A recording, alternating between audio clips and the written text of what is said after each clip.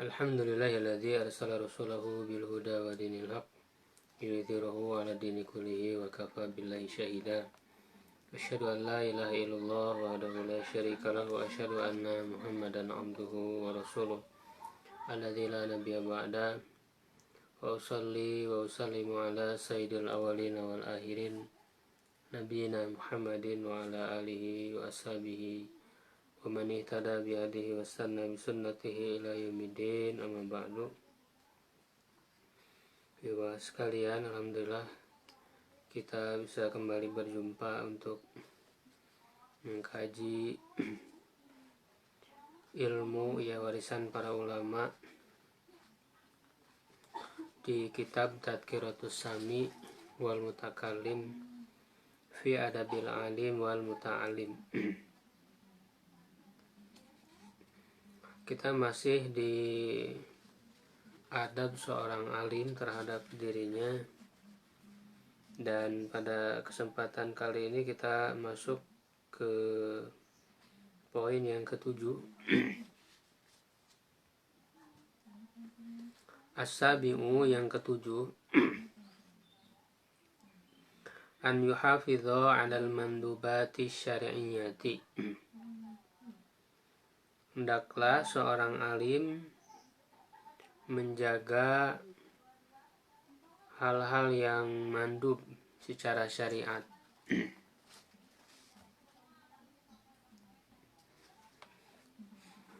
Ya, jadi seorang alim selain dia harus menjaga syiar-syiar ajaran Islam, ya, sebagaimana yang disebutkan pada poin sebelumnya, ya, menegakkan hal yang wajib, seorang alim juga harus membiasakan ibadah-ibadah sunnah al-qauliyati, ya, baik itu yang berupa qauliyah, ya, perkataan, ucapan, wal fi'liyati, dan juga berupa perbuatan. Fayulazimu tilawatal Qur'ani, ya, maka hendaklah dia membiasakan, melazimkan membaca Al-Quran. Wa dzikrallahi ta'ala, ya, zikir kepada Allah, bil qalbi, baik itu dengan hatinya, wal lisani, dan juga dengan lidahnya, dengan lisannya. Wa kadzalika ma warada min ad-da'wati, begitu juga, ya, apa yang terdapat, ya, dalam riwayat-riwayat yang diriwayatkan dari Nabi, ya, min ad-da'awat, dari doa-doa, wal adkar, dan juga zikir-zikir, ya.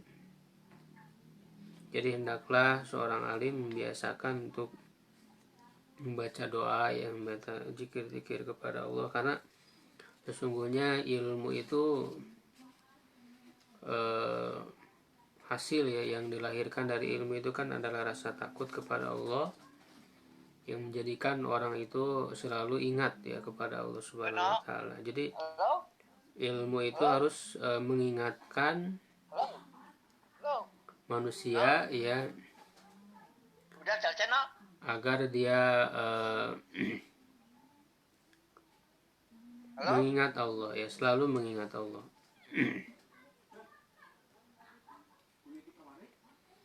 Fi ana illaili, ya, di penghujung malam, wan nahar, ya, dan siang, ya, sela-sela malam dan siang. Halo, Waalaikumsalam. Kemana? Udah selesai, no? Pak, ditutup dulu, Pak, mic-nya, Pak Imron. Iya. Bentar.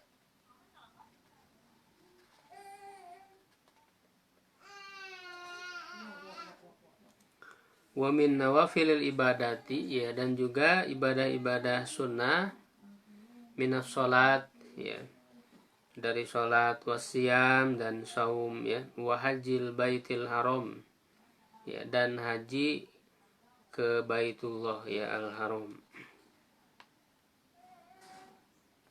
Cuman tentu hukum ibadah ibadah haji ini wajib ya. Dan yang roji tidak ada yang sunnah. Haji ini dia harus dijalankan tiap tahun ya, fardu kifayah hukumnya. Kalau yang lebih dari satu kali itu ya.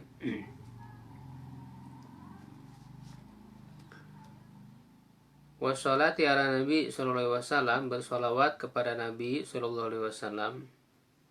Fa inna mahabbatahu, ya karena sesungguhnya mencintai Nabi itu, wajlalahu, memuliakannya, wa ta'zimahu, ya mengagungkan dalam arti memuliakannya, wajibun, ya adalah wajib.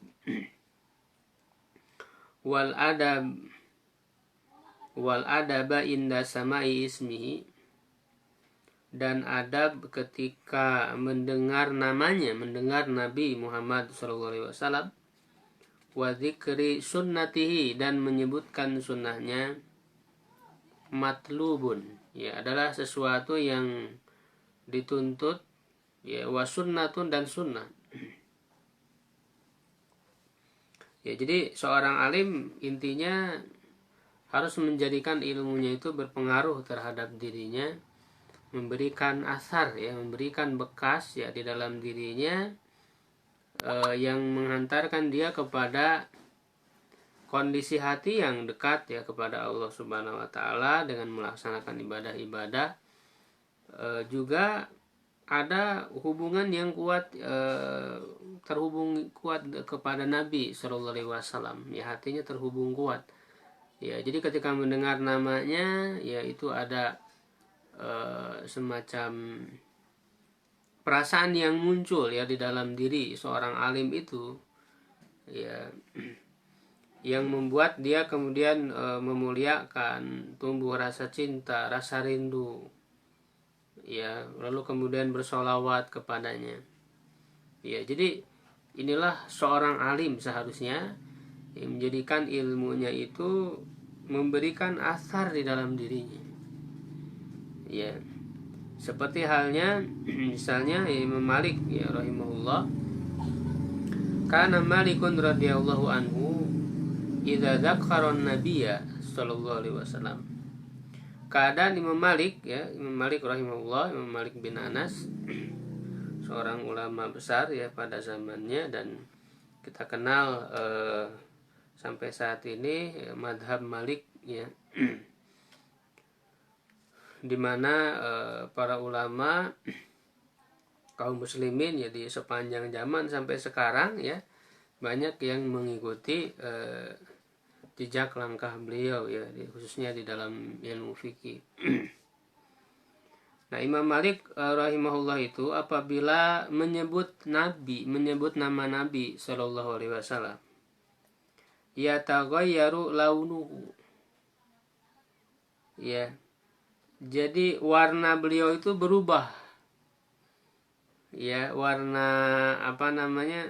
wajah ya, raut wajahnya itu berubah warnanya, ya, wayan hani, ya, dan beliau menunduk, ya, jadi ada perasaan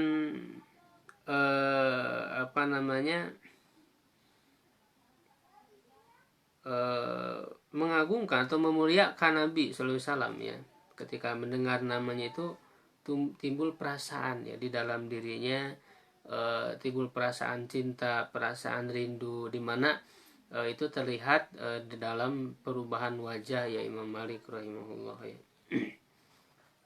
Karena Imam Malik itu kan beliau tinggal di Madinah ya, di kota Nabi Sallallahu Alaihi Wasallam, bahkan mengajar di Masjid Nabawi ya. Tentu kedekatan beliau ya sangat luar biasa ya dengan tempat Nabi, walaupun tidak bertemu langsung ya, karena beliau kan termasuk tabi'ut tabi'in ya. Ada kedekatan ya, merasakan ruh ya, kedekatan dengan Nabi Sallallahu Alaihi Wasallam, di mana beliau sebagai ulama yang meriwayatkan hadis ya, banyak meriwayatkan hadis dari Rasulullah SAW, tentu ya muncul perasaan yang besar ya di dalam dirinya terhadap Rasulullah SAW. Wa kana Ja'far ibnu Muhammad, ya, dan juga Ja'far ya bin Muhammad, idza dzukira Nabiyyu sallallahu alaihi wasallam, ya, apabila disebutkan Nabi sallallahu alaihi wasallam indahu, di sisinya, ya, isfarra launuhu, ya, warna kulitnya itu menjadi menguning, ya.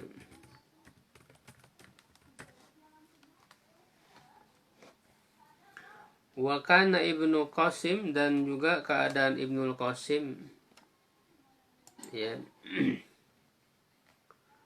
idza dzakara Nabiyya sallallahu alaihi wasallam, apabila menyebutkan nama Nabi sallallahu alaihi wasallam, ya,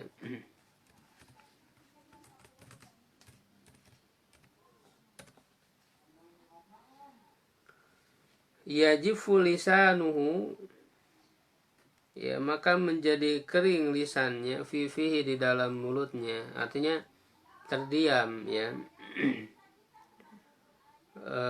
Haibatan li Rasulillah sallallahu alaihi wasallam, ya, karena perasaan mengagungkan Rasulullah sallallahu alaihi wasallam, ya, perasaan memuliakan, ya, ada perasaan haibah hebat ya di dalam dirinya, ya, respon yang besar di dalam dirinya terhadap kemuliaan Nabi sallallahu alaihi wasallam. Nah, ini diantara contoh ya bagaimana para ulama, ya, seorang alim itu, ya, memiliki adab yang kuat ya di dalam dirinya, ya, ketika disebutkan nama Nabi Muhammad sallallahu alaihi wasallam. Paling tidak kita bersolawat kepada beliau, mengingat beliau, ya, tumbuh kecintaan, rasa rindu kepada beliau ketika disebutkan nama beliau itu. Wayan bagi idza talal Qur'ana, dan selayaknya apabila membaca Quran, an yatafakkaru fi ma'anihi, untuk mentafakuri makna-maknanya, wa awamirihi, dan perintah-perintahnya yang ada di dalam Al-Quran, wa nawahihi, dan larangan-larangannya. Ya, tentu seorang alim ketika membaca Quran, ya, tidak seperti orang awam, ya, karena dia sudah tahu ilmunya, sudah paham isi kandungannya, ayat-ayat yang dia baca, ya. Nah, maka pengetahuan dia, ya, terhadap makna-makna yang ada di dalam Al-Quran itu, ya, harus menjadikan dia ketika membacanya itu disertai dengan tafakur, disertai dengan tadabbur, ya, karena itulah tujuan diturunkannya Al-Quran, ya. Itu dalam banyak ayat Allah Subhanahu wa taala menyebutkan, ya, kami menurunkan Al-Quran itu liyadabbaru ayatihi, ya, agar mereka mentadabburi ayat-ayatnya, waliyatadzakkaru ulul albab, ya, agar orang-orang yang memiliki akal sehat itu bisa mengambil pelajaran, ya. Jadi tidak hanya sebatas membaca tanpa adanya tadabbur, tanpa adanya perenungan, penghayatan, ya, gitu. Karena itulah tujuan dari diturunkannya Al-Quran. Sehingga seorang alim yang membaca Quran dengan orang yang tidak alim tentu berbeda. Ya, seorang alim membaca Quran, ya, satu ayat misalnya dia baca, tapi dia mendapatkan banyak petunjuk dari sana, ya, banyak ilmu, ya. Makanya para ulama mengatakan membaca Quran, ya, meskipun sedikit, ya, disertai dengan tadabbur, ya, itu tentu lebih baik, ya, daripada membaca banyak ayat, ya, yang tidak disertai dengan tadabbur terhadap makna-makna dan kandungannya. wa wa'dihi wa wa'idihi, dan juga janji yang terdapat di dalam Al-Qur'an dan juga ancaman ya, karena di dalam Al-Qur'an tentu terdapat tentang janji Allah ya, di surga nanti kenikmatan yang disediakan, dan juga ancamannya tentang neraka. Ya, di dalam Al-Qur'an ya selalu Allah Subhanahu wa taala menggandengkan ya antara menyebutkan tentang neraka ya dengan menyebutkan tentang surga. Ya, yang kita sebut, yang disebut oleh para ulama sebagai tarhib wa targhib ya. Jadi memberikan ancaman terlebih dahulu, lalu setelah itu kemudian memberikan motivasi rangsangan untuk berharap terhadap surga. Ya, agar timbul dengan ancaman itu perasaan khauf, takut kepada Allah ya, dan dengan targhib itu muncul roja ya. Khauf dan roja ini sangat penting dimiliki oleh setiap orang yang beriman ya, yang selalu hadir di dalam dirinya, agar itu menjadi kekuatan ya di dalam menjalani kehidupan ini. Awamir nawahi ini kan perintah dan larangan ya, artinya hukum-hukum yang Allah Subhanahu wa taala tuangkan ya di dalam ayat-ayat Al-Qur'an. Nah, tentu ini juga yang bisa mengistinbat ya, menyimpulkan hukum-hukum dari ayat-ayat itu. Tentu mereka akan lebih paham daripada orang-orang yang tidak alim, yang tidak tahu ya ayat ini kemudian memberi hukum apa ya, itu menghasilkan hukum apa, mereka tidak tahu, sehingga ketidaktahuan mereka, ketiadaan ilmu ya dalam diri mereka ya tidak akan membuat mereka bertadabbur, mentafakurinya. Berbeda dengan orang alim yang sudah mengetahui, ketika membaca ayat tertentu dia paham ya apa hukum yang dihasilkan dari ayat tersebut. Ya, tentu seorang alim akan lebih lagi ya, bisa mentadaburi ayat-ayat Al-Qur'an. Wal wukufi ya,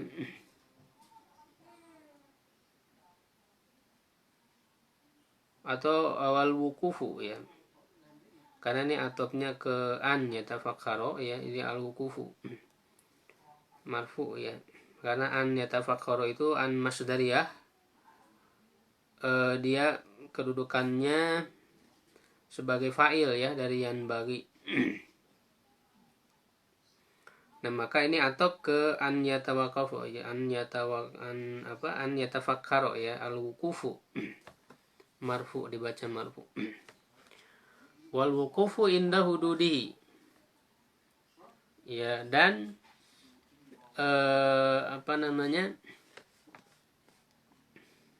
merenung sejenak ya. Wukuf itu artinya ketika membaca Quran ya, dia menghayati, dia mentafakuri, dia merenung sejenak ya terhadap hudud, batasan-batasan Allah Subhanahu wa taala ya, hukum-hukumnya, atau juga bermana hukum-hukum had ya, siksaan yang Allah Subhanahu wa taala tentukan di dunia ini ya. Artinya ketika membaca Al-Quran itu dia betul-betul dari penghayatannya itu, dari tadaburnya itu ya, dia kemudian menghayati pengamalannya ya, atau mengamalkan apa yang dia tadaburi itu ya. Jadi setelah dia tadaburi, dia tafakuri ya, berusaha untuk kemudian mengamalkan ya isi yang ada di dalamnya. Ini yang dimaksud dengan wal kufu inda hududi ya.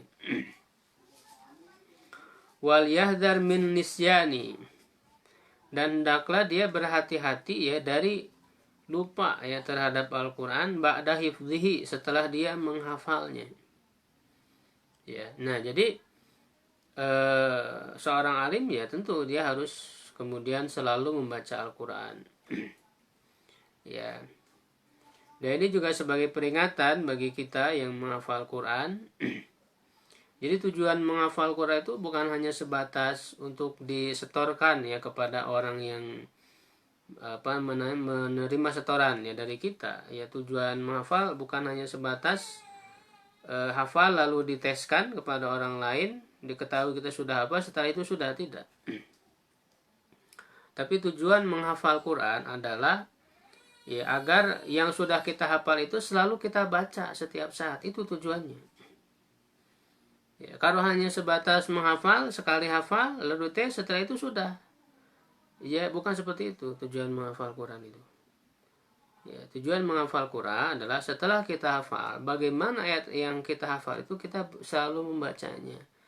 Ya, kalau kita selalu membacanya, ya, maka Quran itu selalu ada di dalam diri kita. Karena makna hafizul Quran, hafid itu kan tidak hanya menghafal maknanya, tapi menjaga.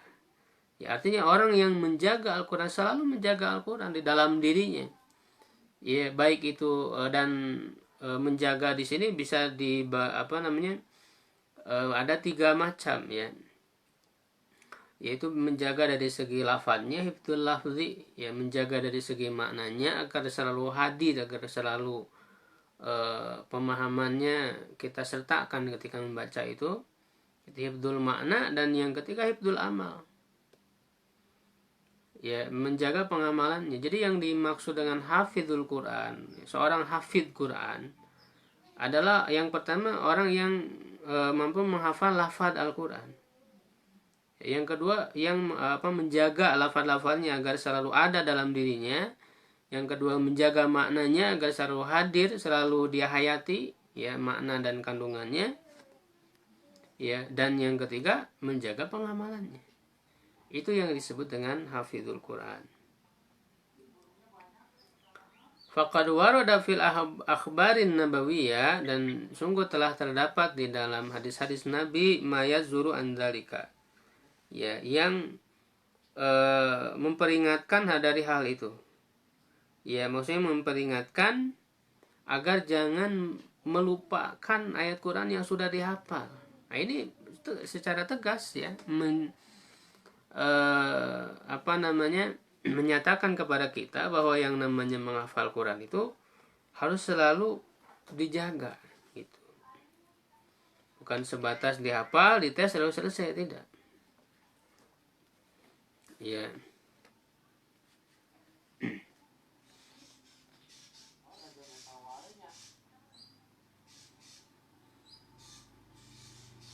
Misalnya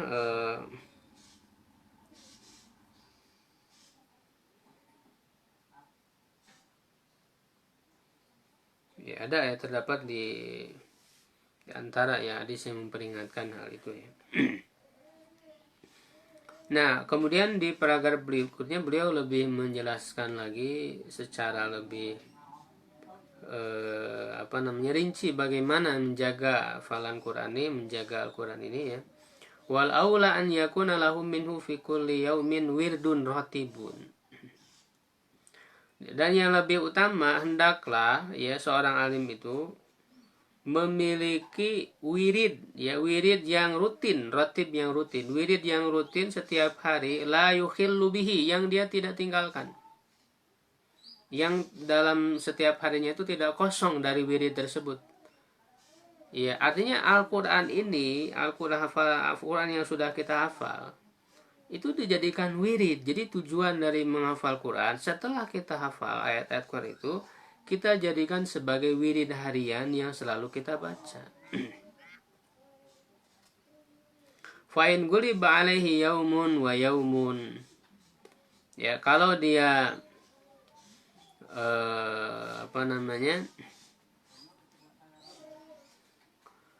dikalahkan ya ataupun merasa berat ya, maka satu hari ya, fa yaumun wa yaumun dalam arti diselang-seling ya, sehari baca sehari tidak ya. Fa in ajaza fa fi lailatai thulatsa'i wal jumu'ah, kalau dia merasa lemah juga ya, hendaklah di 2 malam, malam Selasa dan malam Jumat. li'tiyadi batolatil istigholi fiha. Ya. Karena biasanya pada malam Selasa dan malam Jumat itu tidak ada kesibukan, ya, batolatil istighol, ya, tidak ada kesibukan. Ya.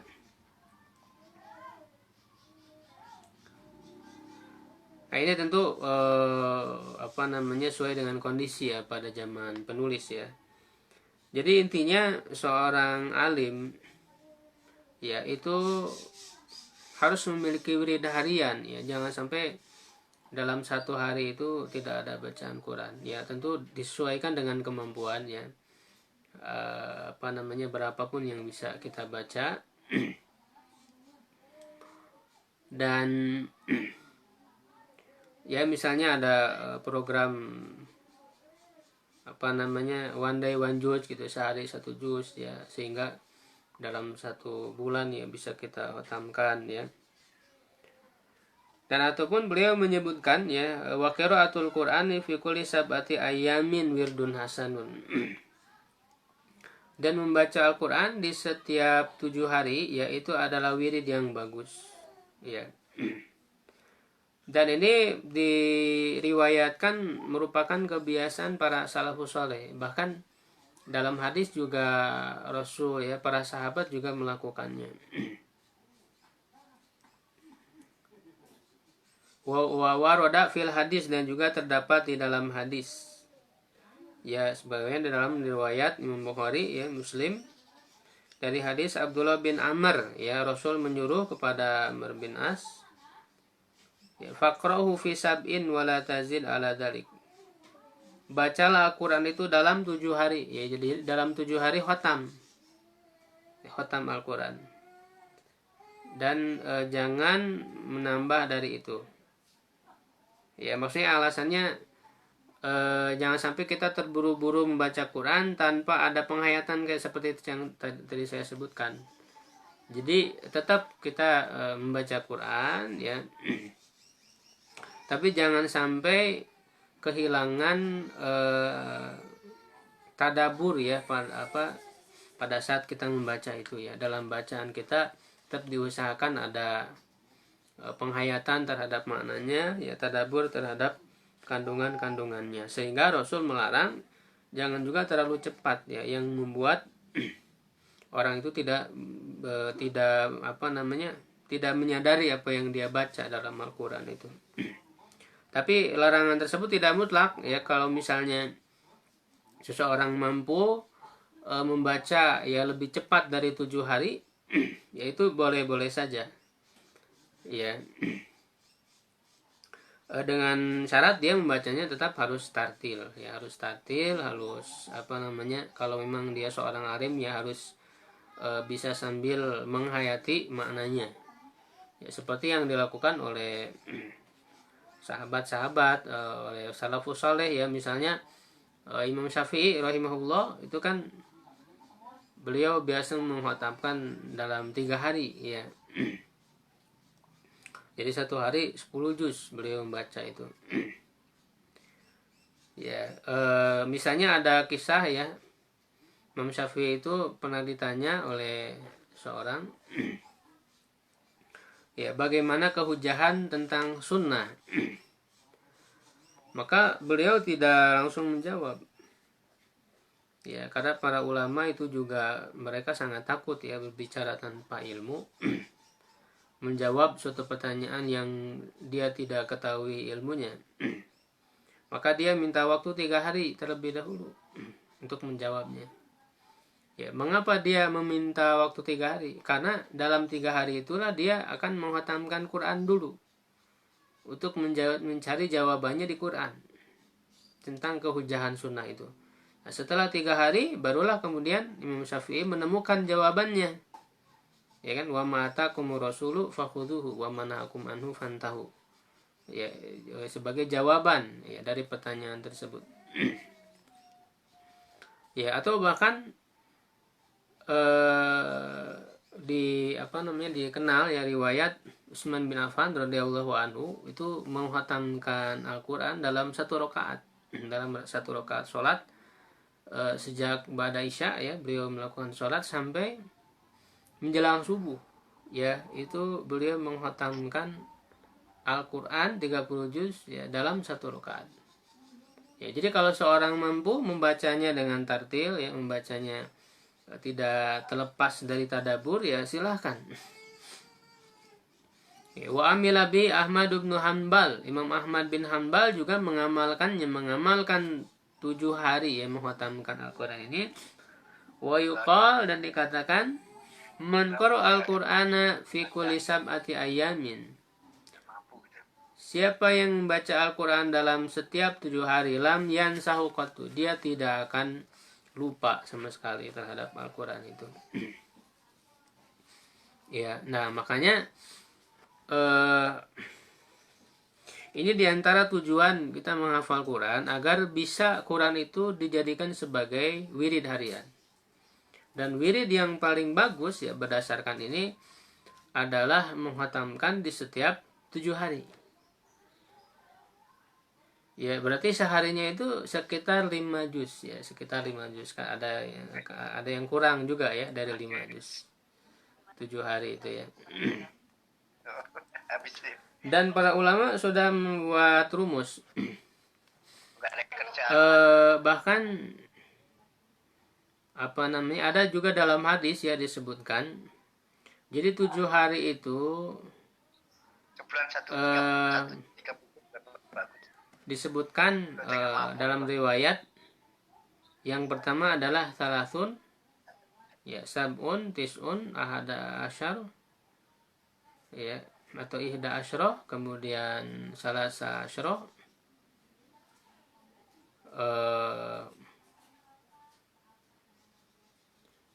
salasun, khomsun, sab'un, tis'un, ihda asyroh, salasa asyroh, wahizbul mufassal. Jadi 7 hari itu dibagi urutannya.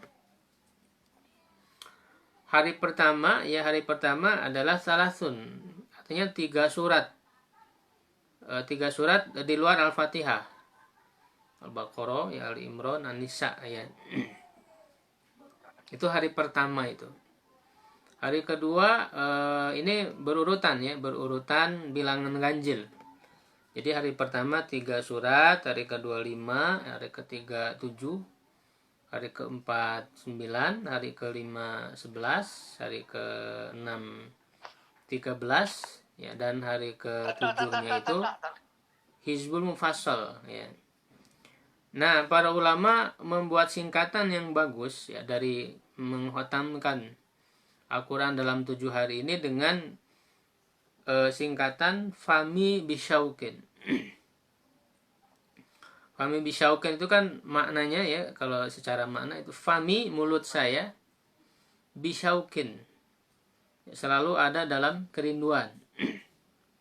Ya, tapi ini singkatan Fami Bisyaukin ini adalah singkatan menghatamkan Quran dalam 7 hari. Ya. Huruf fa-nya itu adalah Al-Fatihah. Jadi hari pertama yaitu dari Al-Fatihah. Hari keduanya huruf mim itu Al-Maidah. Ya, berarti hari pertama adalah Al-Fatihah sampai sebelum Al-Maidah itu An-Nisa. Hari kedua Al-Maidah tadi Fami ya, kemudian hari ketiganya huruf ya, Fami huruf ya pakai ya, Yunus, surat Yunus. Mulai dari surat Yunus. Ya, kemudian Bisyaukin hari keempat huruf ba, maksudnya surat Bani Israel, surat Al-Isra. Dimulai dari surat Al-Isra hari keempat. Ya, kemudian Shin, huruf Shin hari keenam. Boleh hari ke berapa, Bu? Iya. Suaranya jadi hilang. Oh, jadi hilang suaranya. Kurang tahu ya. Nah, sekarang sudah ada. Sudah ada, ya. Oke, hari keempat tadi Fami Bi ya, Bani Israel surat Al-Isra. Hari kelima ya huruf Shin itu Asy-Syu'ara, surat Asy-Syu'ara. Ya, hari ke-6 huruf waw bisyau, maksudnya surat was-sofat. Hari ke-6 surat was-sofat ya. Dan hari ke-7 huruf qaf, jadi dari surat qaf sampai surat An-Nas. Ya, jadi itu bagian-bagian yang diamalkan ya oleh salafus soleh ya di dalam kebiasaan mereka menghotamkan Al-Quran yang menjadikan wirid harian, yaitu khotam di setiap 7 hari ya.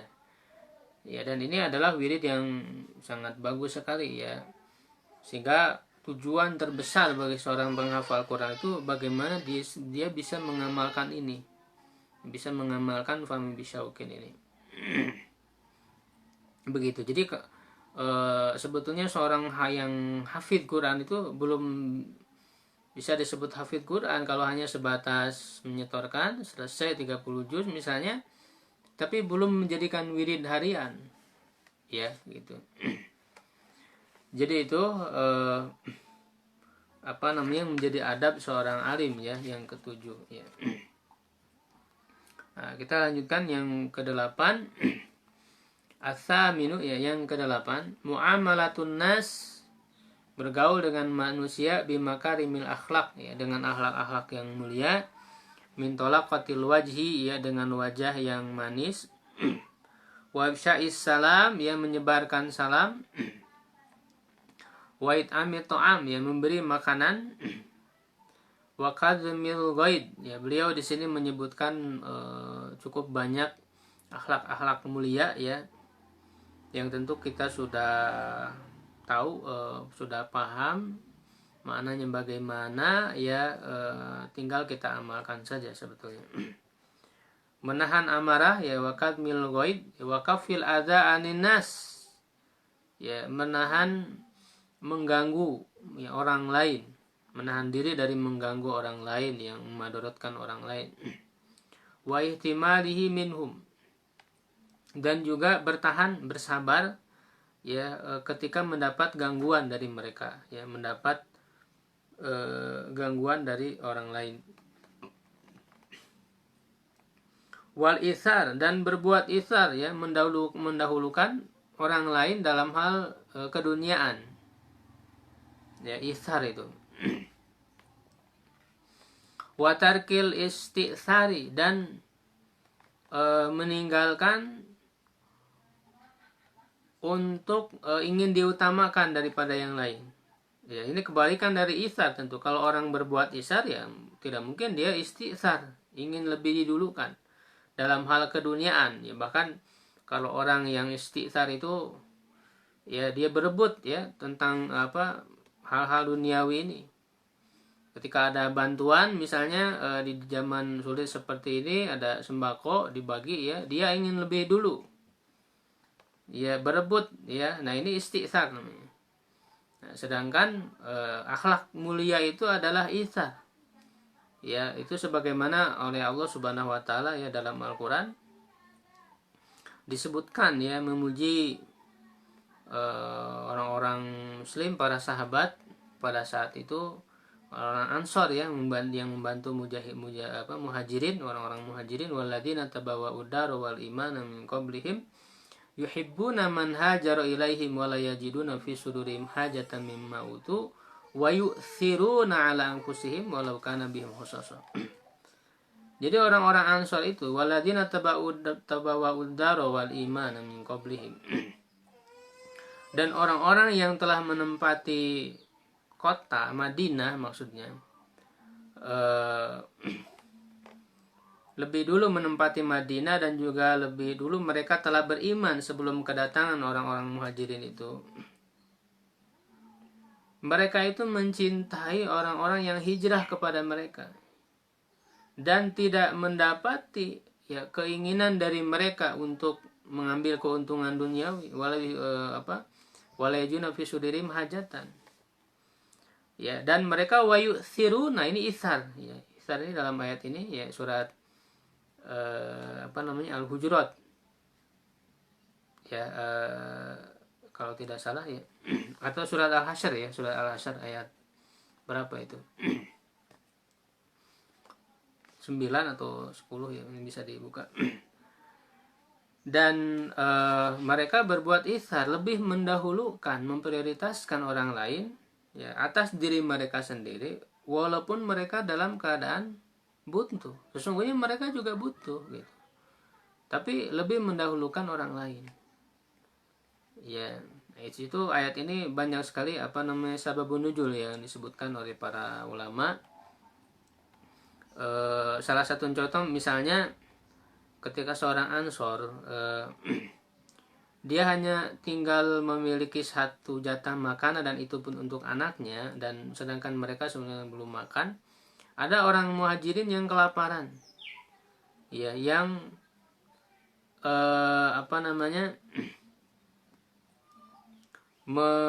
mengatakan ya sungguhnya ya aku kelaparan ya. Kemudian Nabi SAW juga sama ya, di rumahnya tidak ada makanan sama sekali ya. Lalu mengatakan para sahabat, siapa yang ingin menjamu tamu Allah ini? Maka orang Ansor tadi yang membawa ke rumahnya, padahal hanya satu jatah makanan dan itu pun untuk anaknya, dan menyuruh kepada istrinya agar ditidurkan saja anaknya itu dalam keadaan tidak makan. Akhirnya digelapkan ruangannya dan supaya menyangka ya tamunya ini pribuminya juga makan gitu, padahal dia sendiri yang makan. Ini adalah salah satu contoh bentuk sikap itsar ya, mendahulukan orang lain dalam kebutuhan duniawi, sampai kemudian keesokan harinya diberitahukan kepada Nabi, dan Allah Subhanahu wa taala senang pada yang dilakukan oleh sahabat tersebut. Begitu juga misalnya yang kisah yang paling menyentuh itu pada saat perang Yarmuk ya, setelah selesai perang Yarmuk di zaman kekhalifahan Abu Bakar Siddiq radhiyallahu anhu, itu kan ada seseorang yang membawa air minum, ingin memberikan minum kepada sepupunya yang mencari ya, di mana ketika dicari ternyata dalam kondisi terbaring ya, terluka parah ya. Setelah perang itu akan diberikan minum air.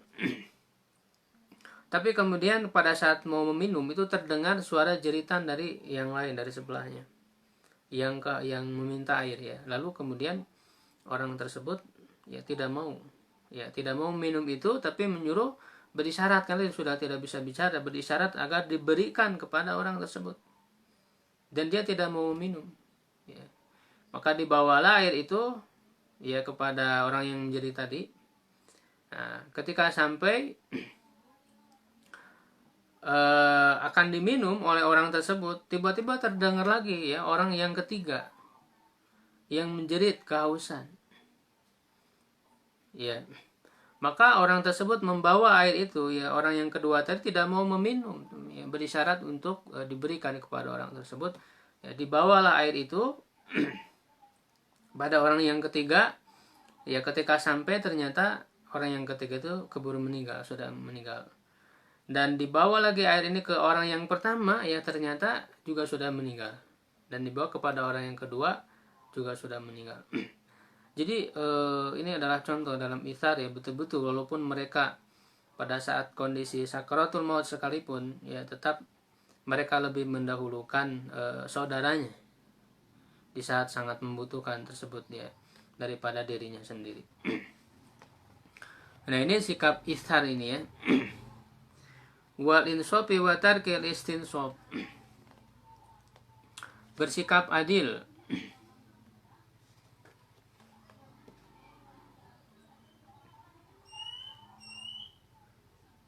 bersikap seimbang ya, dan juga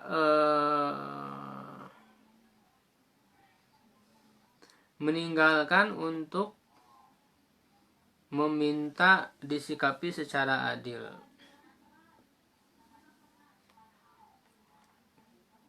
Jadi tidak menuntut haknya itu ya.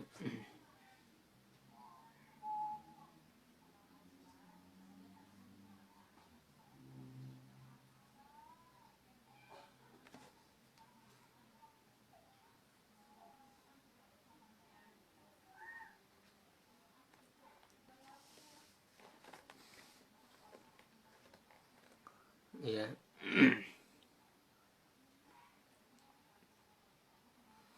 Wa syukri tafadduli, ya, dan berterima kasih, ya, bersyukur terhadap nikmat. Wa ijadi rohati, ya, dan selalu mendatangkan ke dalam dirinya itu ketentraman, ya, ketenangan. Wasa'i fi qada'il hajati, ya, dan berusaha untuk memenuhi kebutuhan. Wa badlil jahi fi syafa'ati, ya, dan mengerahkan kedudukannya itu untuk memberikan pertolongan kepada orang lain. Ya, jadi kalau dia memiliki suatu kedudukan, dia jadikan kedudukan tersebut untuk menolong orang lain. Ya, bukan sebatas untuk berbangga. Ketika orang punya jabatan, ya, maka dia harus menjadikan jabatan itu dalam rangka memberikan pertolongan kepada orang lain. Ya, bukan justru malah meraup keuntungan, ya, sebanyak-banyaknya gitu, ya, tanpa memikirkan orang lain, bahkan juga memberi madorot kepada orang lain, ya. Wa taratufi bil fuqara'i, ya, dan berlemah lembut kepada orang-orang fakir. Wa tahabbubi ilal jirani wal aqriba'i, dan mencintai, ya, menampakkan rasa cinta kepada tetangga dan kepada kerabat, ya. Warifqi bitolabati, ya, dan juga bersikap lemah lembut kasih sayang kepada murid-muridnya. Wa i'anatihim, membantu mereka, wa birhim, ya, dan juga berbuat baik kepada mereka. Kama sayati, insyaallah, sebagaimana yang akan datang pada pembahasan yang khusus, ya.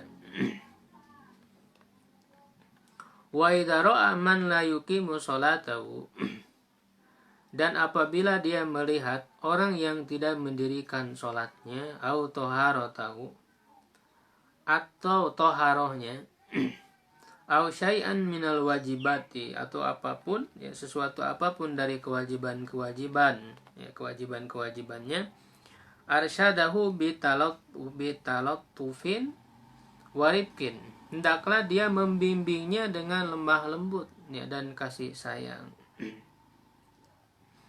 Ya, jadi jangan sampai seorang alim yang mengajar, ya, itu dengan sikap yang keras, ya, itu hendaklah dengan lemah lembut, ya, karena memang Rasulullah SAW juga diajarkan oleh Allah Subhanahu Wa Taala untuk bersikap lemah lembut, kasih sayang kepada murid, ya, yang belajar, sebagaimana dalam Al-Quran, ya, surat Al-Imran, fabima rahmatin minallahi lintalahum, karena rahmat Allah lah kamu bersikap lemah lembut kepada mereka, ya, walau kunta fadhon ghalidul qalbi lan fadu min haulik, jika engkau itu bersikap kasar, keras hati, niscaya mereka akan lari, kabur, ya, dari sekitarmu. Dan itu telah diamalkan, ya, kalau kita baca sirah Rasulullah, hadis-hadis Rasulullah SAW, ya, seluruhnya beliau mengajarkan dengan cara kasih sayang dan kelembutan, ya, kepada para sahabat itu. Di antaranya adalah seperti yang dilakukan oleh Rasulullah SAW ma'al a'rabi alladzi bala fil masjid, ya, bersama seorang Arab gunung yang kencing di masjid. Jadi hadis yang masyhur, ya, populer di dalam membahas tentang hukum air, ya, selalu dicantumkan hadis ini. Datangnya seorang Arab gunung. Arab gunung itu kan betul-betul orang yang tidak paham adab, ya, mereka itu orang-orang Arab gunung itu. Jadi di sekitar Nabi itu banyak sekali orang-orang Arab gunung. Dan mereka kan di tahun 9 Hijriah itu berbondong-bondong masuk ke dalam Islam, ya. Jadi Nabi itu diutus oleh Allah Subhanahu wa taala dalam di tengah-tengah umat yang betul-betul tidak siap, ya, umat yang betul-betul jauh ya dari kebaikan, jauh dari adab. Ya, tetapi dengan sentuhan pendidikan Nabi maka berubah. Orang-orang Arab gunung yang tidak beradab itu kemudian muncul menjadi siap untuk menjadi para pemimpin dunia. Itulah kehebatan sentuhan pendidikan Nabi Shallallahu Alaihi Wasallam. Di antaranya adalah seorang Arab gunung yang datang ke masjid. Ya, ja'a Arabiyun ya fabala fi taifatil masjidi. Ya, tiba-tiba dia kencing di salah satu sudut masjid. Para sahabat itu udah marah ya, udah akan sampai mau memukul orang Arab gunung itu. Tapi kemudian Rasul melarang mereka, ya, agar membiarkan sampai dia menyelesaikan terlebih dahulu. Rasul menyuruh para sahabat mengambil satu ember air lalu kemudian disiramkan. Ya, itu ternyata yang dilakukan oleh Nabi, ya, sangat memberikan sentuhan kepada seorang Arab gunung ini, ya, sampai Rasul juga kemudian setelah itu mengingatkan dengan cara yang halus, ya, kepada seorang Arab gunung itu. Beliau mengatakan, inna hadhil masajid, ya, sungguhnya ini adalah masjid-masjid, ya, yang dibangun, ya, untuk sholat dan zikir kepada Allah.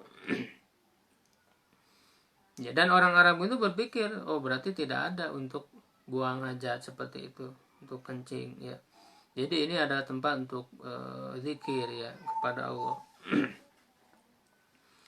Sampai kemudian orang Arab gunung itu di akhir dia berdoa, ya, ya Allah rahmatilah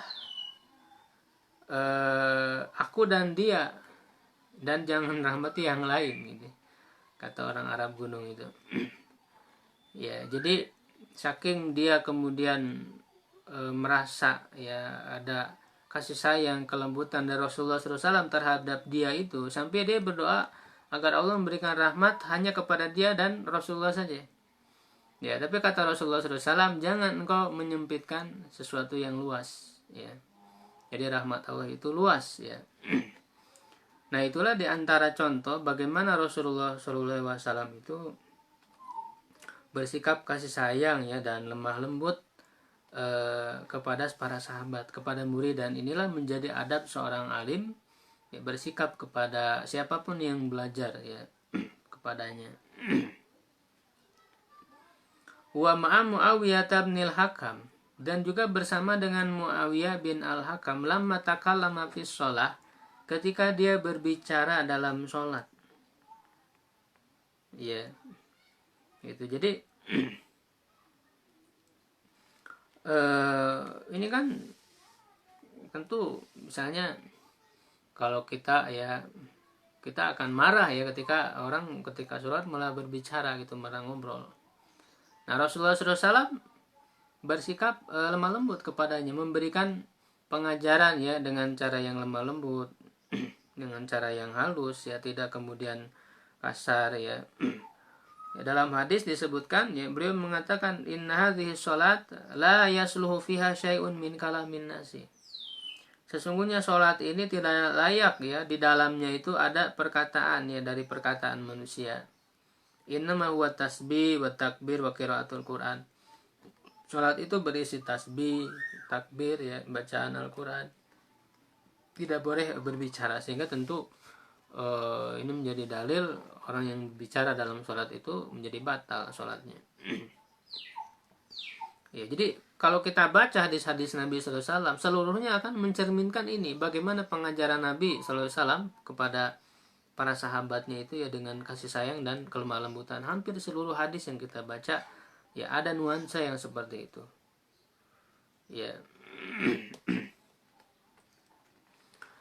Nah, itu, ya, wah sekalian, yang ke-8, bagaimana adab, ya, seorang alim terhadap dirinya.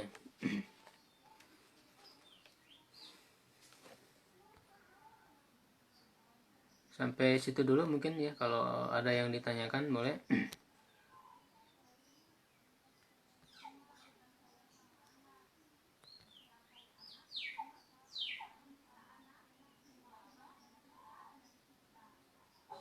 Ya, jadi adab seorang alim terhadap dirinya ya, yang ke 7 dan ke 8 tadi. Insyaallah nanti kita akan lanjutkan lagi ke adab-adab yang berikutnya. Ini yang ke-9, tentang mensucikan dirinya dari akhlak-akhlak tercela, dan penulis sangat rinci ya di dalam menyebutkan contoh-contoh akhlak tercela yang harus dihindari ya. Kalau yang sebelumnya tadi akhlak yang mulia ya, maka sebaliknya ya harus membersihkan dari akhlak yang tercela. Silahkan kalau mau bertanya ya, Akhruli. Boleh kalau mau ditulis silahkan.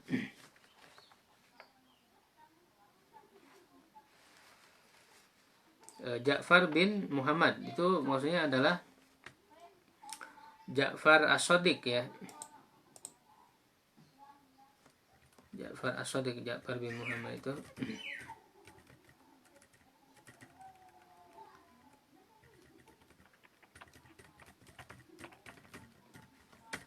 termasuk keturunan Nabi ya sallallahu alaihi wasallam. Dia termasuk seorang ulama juga ya, ulama yang mulia, seorang ahli ibadah dari keturunan Husain ya, Husain bin Ali ya radhiyallahu anhu. Yaitu Muhammad bin Ja'far. Ja'far bin Muhammad ya. Ja'far bin Muhammad.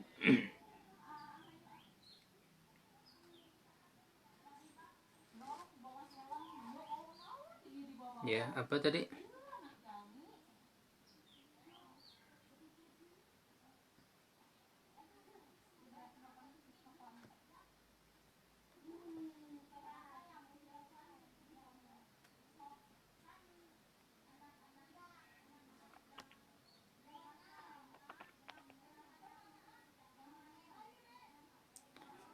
Ja'far itu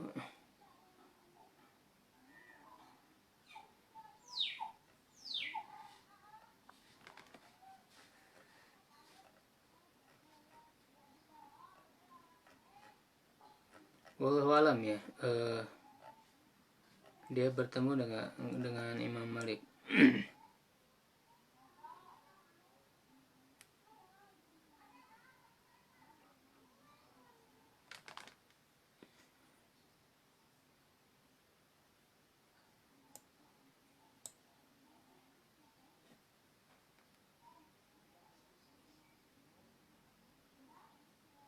Lahir tahun 80 Hijriah ya, wafat 148 Hijriah.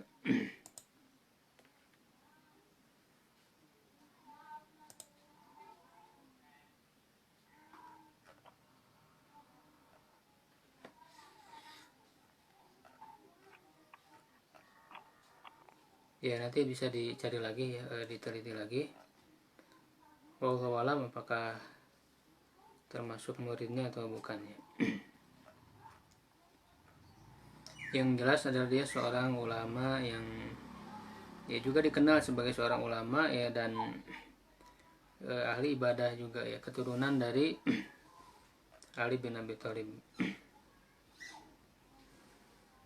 Tentu keturunan dari Rasulullah ya, karena merupakan keturunan dari Fatimah ya binti Rasulullah SAW.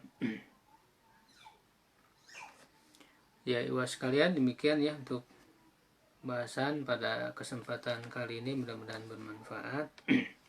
Wallahu a'lam bishawab. Assalamualaikum warahmatullahi wabarakatuh.